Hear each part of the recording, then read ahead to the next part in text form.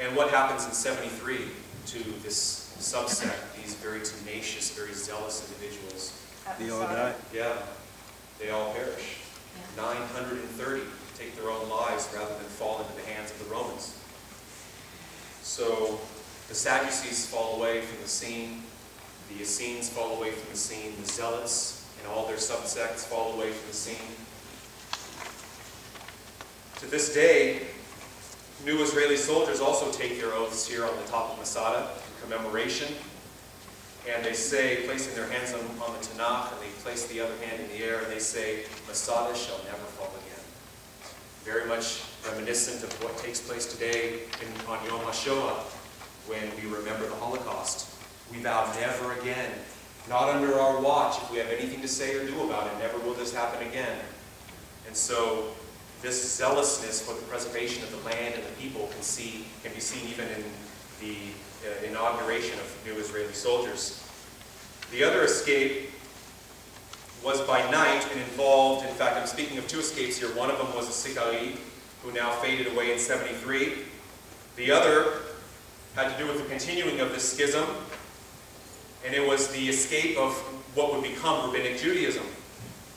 This escape took place a year before the temple was destroyed in 69, and Vespasian had offered terms for surrender and was willing to spare the city, for a season at least. Rabbi Yochanan ben Zakkai, who was the head rabbi of the city, urged the Zealots to stop their civil war and to make peace with the Romans lest Jerusalem and the temple be destroyed. After they refused, he made a decision that would ultimately affect all the Jewish people up until this very day. You see, he and his disciples were desperately attempting to reconstruct a portable Judaism, okay? Because they saw that Jerusalem was about to be sacked, that the temple was about to be destroyed. And they believed that we must have a Jewish expression, a Jewish religious ideology that must be universal in nature, because we don't see in the near future how we will rebuild a temple. Okay? So they already acknowledged that this reality was setting in, and that there was very little likelihood that the temple will be restored within their lifetimes, within their days. So they escaped by night, Yochanan ben Zakkai, in order to reconstruct a portable Judaism, one that would survive without a temple and without a sovereign state. Recognizing that the end was near, Yochanan makes his move, and he established what we know of as the house of study at Yavne on the coast of Israel. My sons, he said to them, arise and take me out of here. He's speaking to his Talmudim, his disciples in Jerusalem before it's sacked. Make a coffin for me that I might lie in it. Rabbi Eliezer took a hold of the head of it, and Rabbi Yehoshua took the foot of it, and they began carrying him, as the sun said, until they reached the gates of Jerusalem. Who is this? The gatekeepers demanded. It's a dead man, they replied. Do you not know that a dead man may not be held in Jerusalem overnight, they say to him? So they used the argument of ritual impurity. So they took him out and carried him until they reached Vespasian. They opened the coffin, and Rabbi Yochanan stood up before him. Vespasian asked, what may I give you? Yochanan replied, I ask nothing of you except for Yahweh, where I might go and teach my disciples, and here establish a prayer house and perform all the commandments. Go, Vespasian said to him, and do as you wish. So the one thing that he desired to preserve was a place, a location, to establish a house of prayer, and a place and a location to establish a portable Judaism, one that would be known to be universal. So after Yochanan ben Zakkai escaped and the city fell, he emerged as the leader of Judaism of the time, and the leader of the house of study at Yavne. And at Yavne, this house of prayer and study became the spiritual lighthouse for a devastated people. The focus shifted from the temple now to Yavne. Okay? Without a temple, the Sadducean party was left irrelevant and out of work. In fact, most of them had perished in the destruction of the city in 70. And a new course began. The new Sanhedrin in the coastal town of Yavne provided the necessary cohesion for Jewish national existence. And it was now through the synagogue, rather than the temple, that the Sanhedrin exercised its authority. Now remember the history of the Sanhedrin, the bulk of which, before the destruction of the temple, was Sadducean, right? Now Yochanan ben Zakkai and Eliezer and Yehoshua and all of his disciples, what party do you suppose that they were affiliated with? Pharisees. The Pharisaic party, exactly. So now they formed a brand new Sanhedrin, which shifted, that literally physically moved from Jerusalem to Yavne, according to Vespasian's permission. And so now the Temple Sanhedrin is made up solely of those with Pharisaic understanding. Recognizing that the Jewish people's stay in the land could be very short, Rabbi Yochanan and his colleagues laid the framework for a portable, universally recognized Judaism.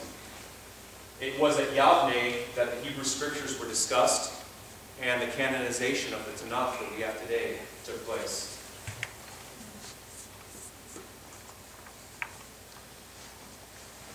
After the end of the war in 73, the rebuilding of Jerusalem began, and in the ensuing years, many Jews, including believers who had fled to the Transjordanian region of Perea, to the city of Pella, they returned to the city and also settled in other parts of the land. Now I say return to the city loosely, I should say the region, because there were many who were starting to build structures again, although not the temple, of course, and to rebuild their homes and businesses in the area. Their fleeing Jerusalem was viewed by many as a traitorous act, of course, as I shared earlier, and they were now looked with even greater suspicion than before. So if you thought that they were looked at with suspicion before this, now imagine they come back from their place of refuge, and those who saw them as traitors in the preservation of the land and the people go, oh, okay, isn't this convenient that now you're back?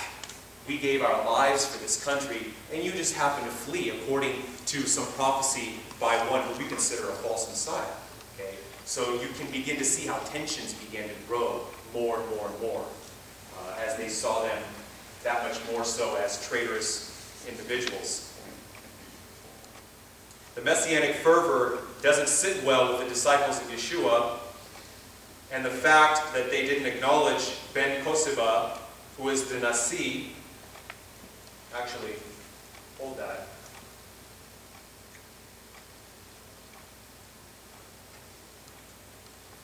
Just give me 1 second here. I seem to have lost my spot. Okay. So, alright. I was on the wrong page. Sorry about that, guys.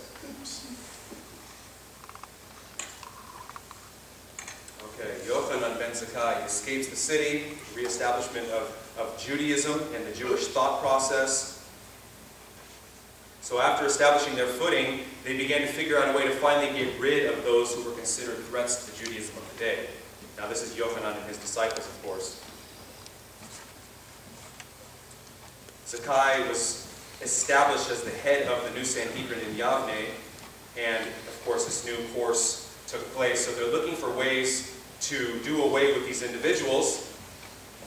After establishing their footing, these threats consisted of those who would be considered heretics, spreading lies about what was taking place at Yavne and about who was to be the Messiah. So a blessing, if you will, was created and added to the 18 benedictions of the Amidah. We know the Amidah as the standing prayer of the 18 benedictions. And the Amidah, which was recited in the synagogues, of course, even by Yeshua's disciples, 3 times a day.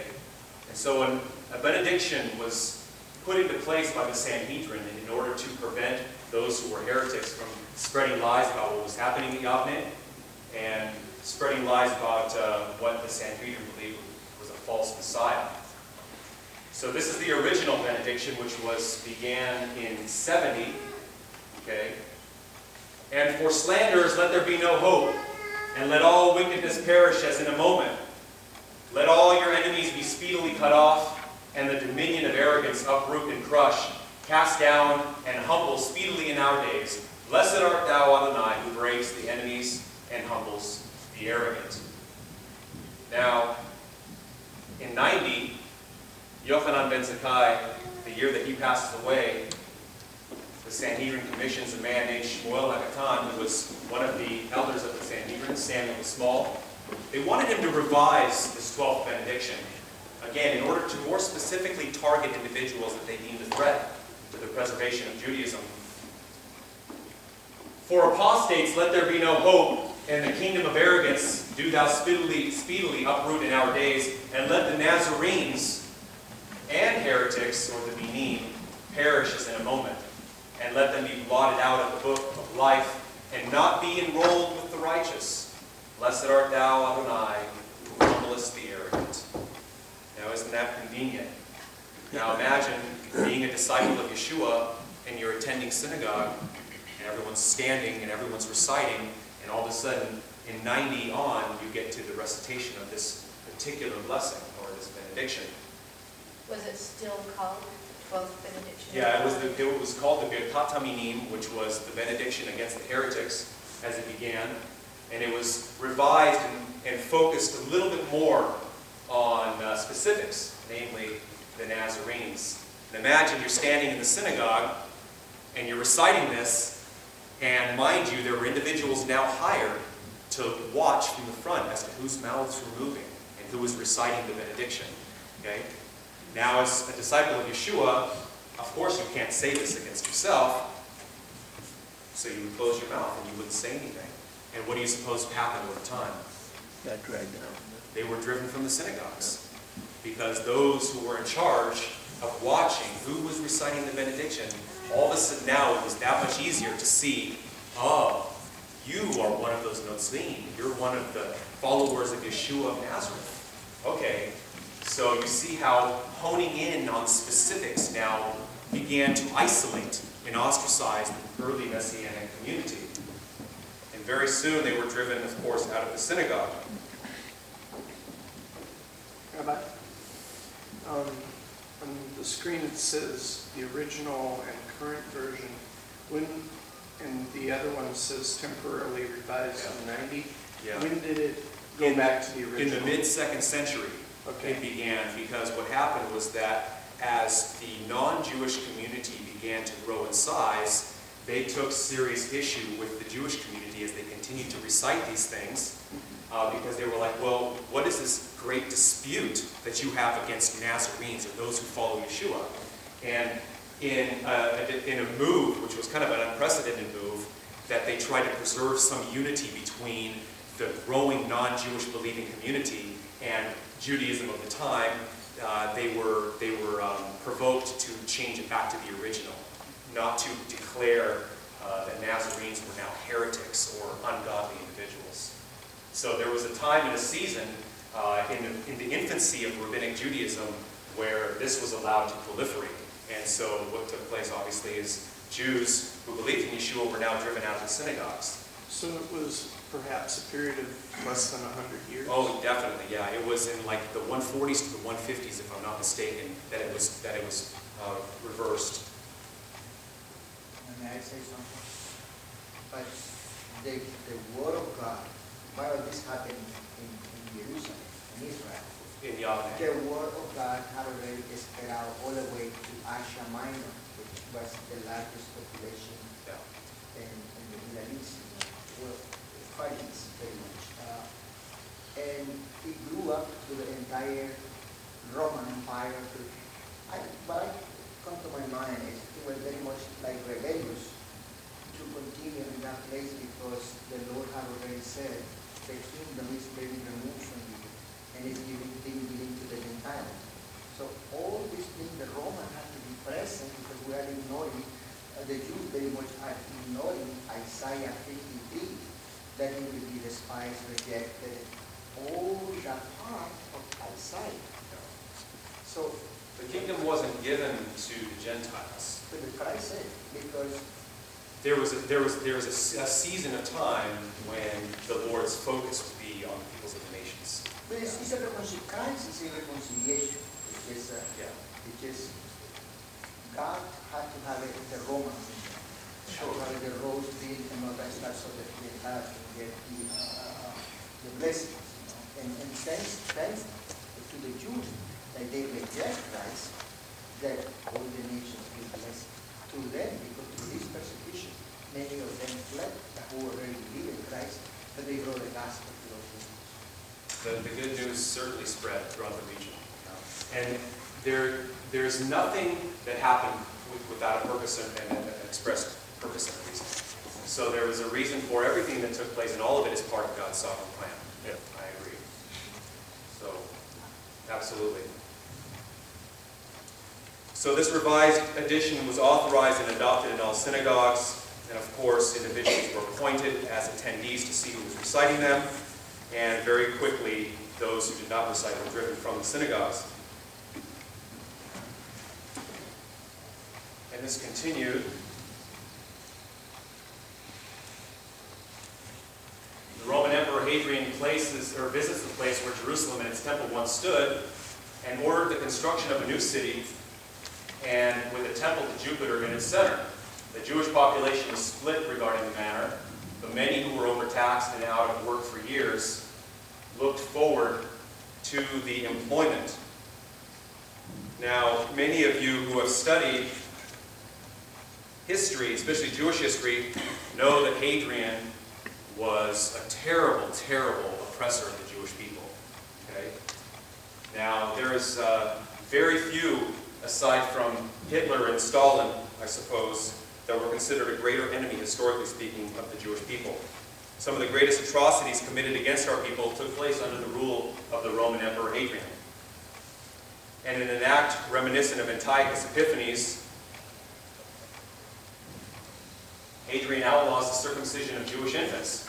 Where have you heard this before? Yeah. A new anti-Roman fervor sweeps the region. Soon the whole of Judea had been stirred up, and the Jews everywhere were showing signs of disturbance, were gathering together and giving evidence of great hostility to the Romans. As a revolt begins, the nation quickly chooses a man. Actually, one more here. At this time, the Jews started a war because they were forbidden to mutilate their genitals. This was the news report coming from the Roman perspective. So you can begin to see how the Jews were truly seen in the eyes of the Romans. And this was really the beginning of propaganda against the Jewish people. Okay, so at the time, this is what was propagated. That it was all, of course, as always, the fault of the Jewish people. So, Rabbi Akiva ben Yosef, who was the lead rabbi at the time, he was now the leader of the Sanhedrin. Shimon bar Kosiba, that was the name of the man who the Jewish people now chose to lead the revolt against Hadrian. Ben Kosiba's followers begin to call him Bar Kokhba, or the son of the star, stating that he is the promised Messiah. Going to the verse, Numbers 24:17, I see him, but not now. I behold him, but not near. A star, which is a kochav, shall come forth from Jacob, and a scepter shall rise from Israel, and shall crush through the forehead of Moab, and tear down all the sons of Shet. So in their fervor, again, albeit a misplaced zealousness and a misunderstanding of biblical prophecy, very much like the Zealots fell trap to, the people elevate this individual, and they see him fulfilling this verse in Scripture, this Bar Kosiba.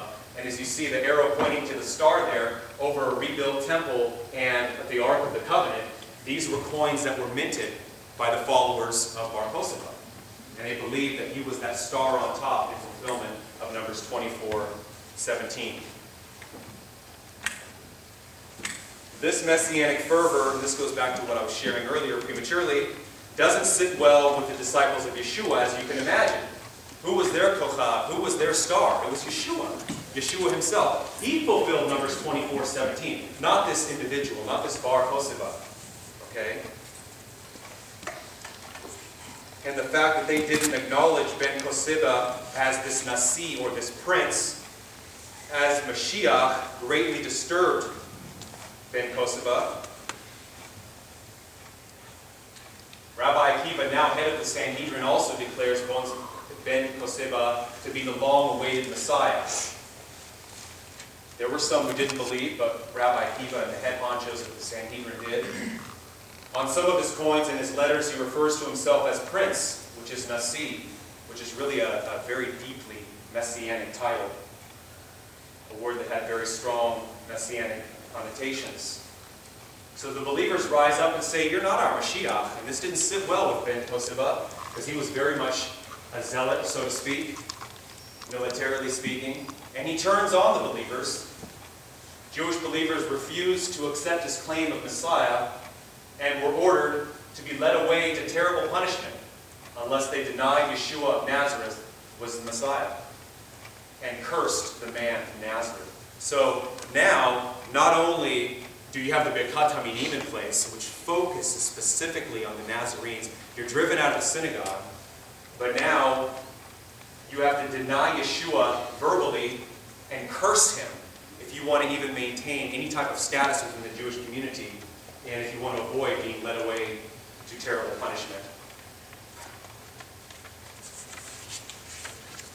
Their refusal to acknowledge Ben Kosiba as the Messiah stamped them, the Jewish believers, in the eyes of many of their fellow Jews as traitors to the national cause, and brought severe reprisals upon them.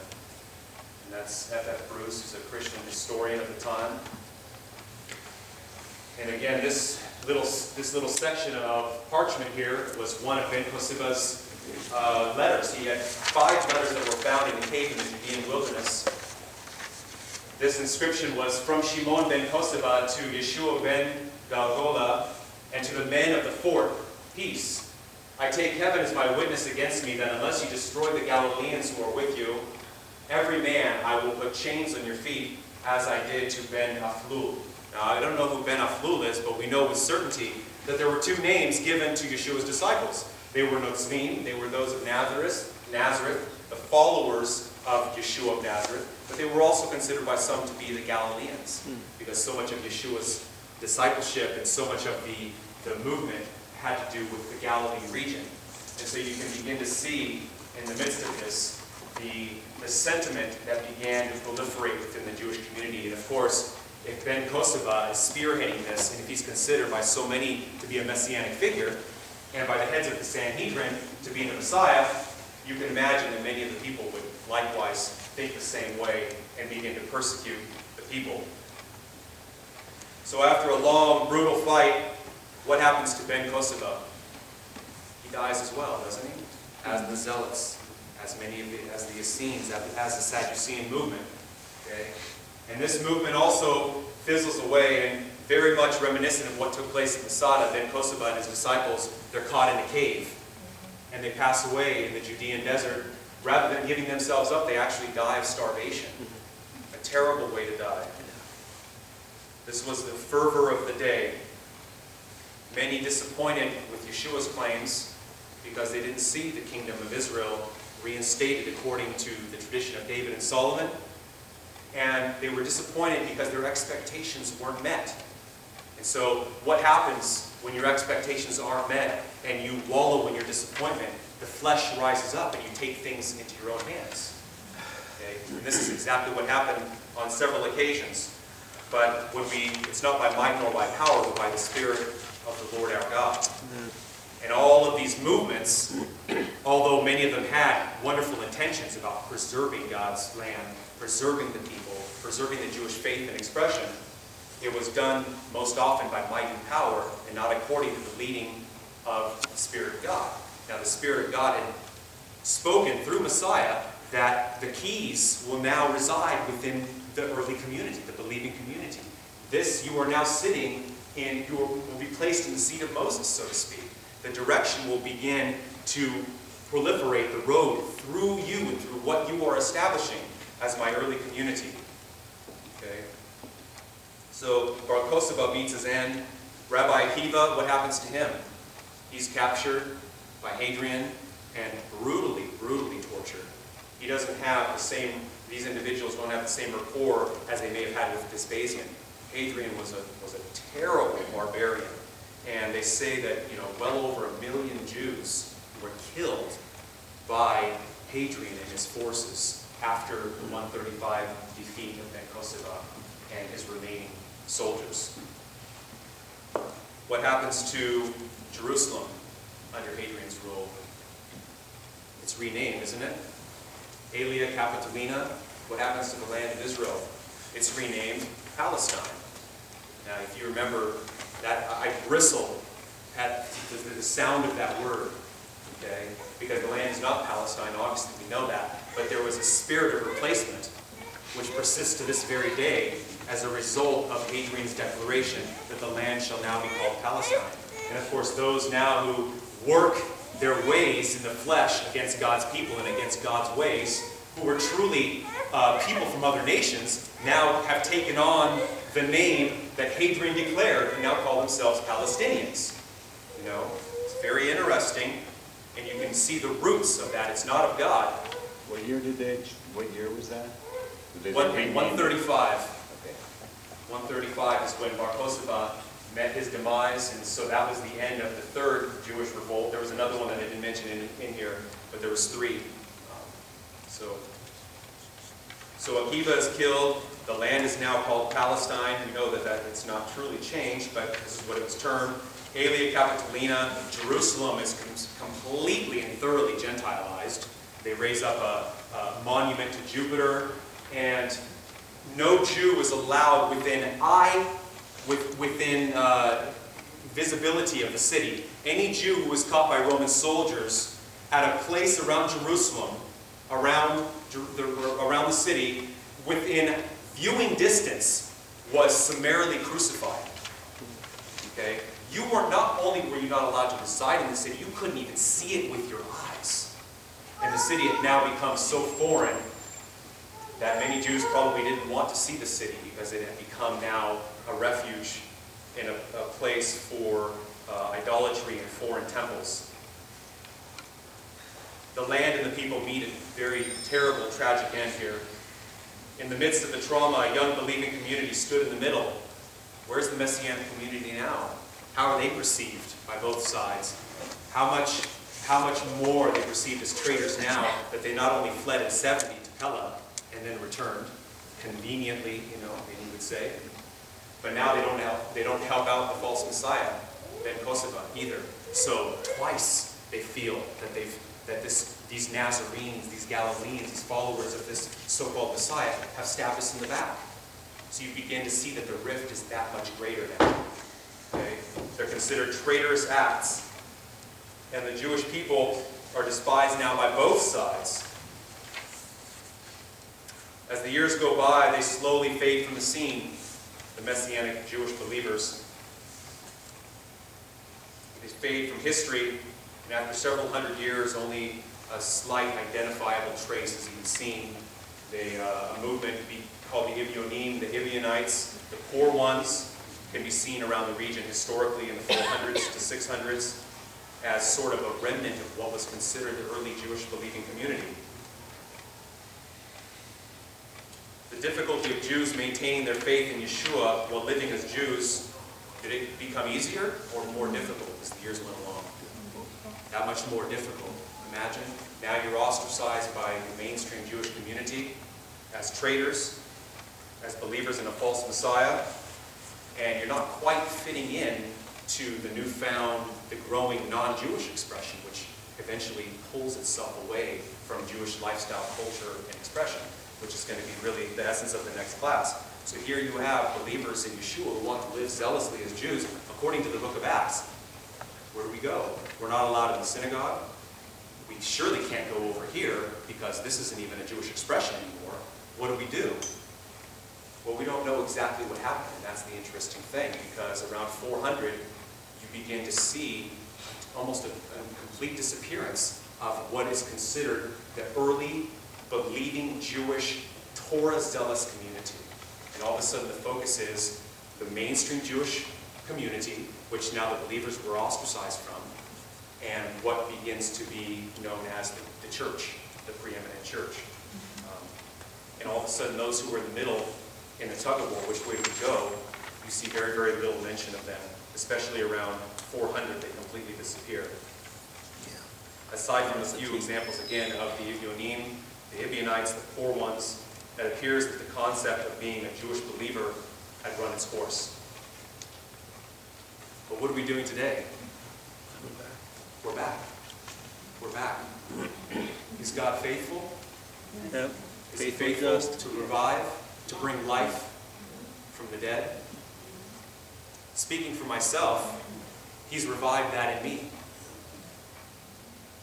There is a growing, believing Jewish community around the world. In Israel, it's grown monumentally. Sure, we may not all express ourselves the same way, we may not all practice the same way, but the fact remains that there is growing an identifiable movement. People who can be identified as believers in Yeshua, in the Jewish Messiah, who now can be seen as Jews who love the traditions, who love the Jewish Yeshua, the Messiah. They can be seen as Jews. We don't have to be a part of this expression fully. We don't have to be fully immersed in a part of this expression in its totality. But we are now revived from the dead. We're now in the middle. We are now essentially seeing ourselves as a bridge, so to speak. Again, we're many times reviled by both sides. There are many within the mainstream traditional Orthodox Jewish community that would look not very kindly upon a Jew who considers himself to be a Jew, or herself, and maintain an active Jewish faith and expression. It's said that you're now a Christian. As if somehow your DNA can change. We know that that's impossible, but now you've converted to another religion. This is the state of mind that we wrestle with. But even in the midst of that, God is faithful to restore life from the dead. He has promised it, that He will revive this, and this is really an incredible revelation. It's an incredible move of God that He's doing these things in our midst. We should see this with our eyes, and we should be in awe of our holy God who has promised. He has promised to restore these things. And in my opinion, when you see things of this nature taking place within our days, within our season, I'm of the belief that the time is drawing nigh. When life is restored, what's next? Who will be restored next? We have been restored. We are being restored. But the mainstream Jewish community will be restored when they see the one who returns, the one whom they have pierced in both heart and hands and feet. And they weep for Him. They'll weep for Him as though He was a firstborn son. Okay? And Gentiles will take the tzitzit, the fringes of a Jew, and they will say, take us to your God. We have heard that He is with you. Zechariah chapter 8. We will see that fulfilled as well. Because we will see the fulfillment of God's plan in the midst of His people. He is faithful to restore life from the dead. And speaking for myself, we're back. We are back. Amen. God is so faithful that those who have disappeared around the 5th century, He has restored. And look at, He's bringing non-Jews along too. He's bringing Jews along. We're all one people now. He's bringing us all along. Am Echad. The Lord our God is one, and He is restoring unity in the body. One day at a time, one person at a time, one declaration at a time. He's resurrected the Jewish believer and likewise opened the eyes of the nations as to the fulfillment of this prophecy. One way in which you can tell that we're living in the last days. Jews are placing their faith in Yeshua once again and are being drawn by the Ruach to live as Jews, to live out the early community's life in the book of Acts. We are being moved cyclically through time, and Adonai is restoring us all to the beginning, where it all began.